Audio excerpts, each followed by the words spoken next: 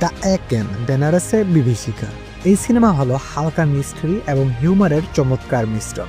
অনির্বাণ চক্রবর্তীর চরিত্র একেন বাবু রহস্য উদ্ঘাটনে পারদর্শী, কিন্তু কখনোই সিরিয়াসতার একটানা চাপ দর্শকের ওপর চাপায় না।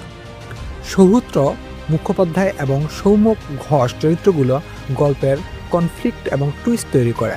সিনেমার শক্তি হলো মজা এবং বুদ্ধির সমন্বয়, যা পুরো পরিবারকে আকর্ষণ করে। আমার বস, একটা অফিস, একজন বস আর অনেক কর্মচারী। বস মনে করে পাওয়ারই সব, কিন্তু সময় বদলায়। এই সিনেমা দেখায় চাকরি শুধু কাজ না, এটা সম্মান, নিরাপত্তা আর জীবন।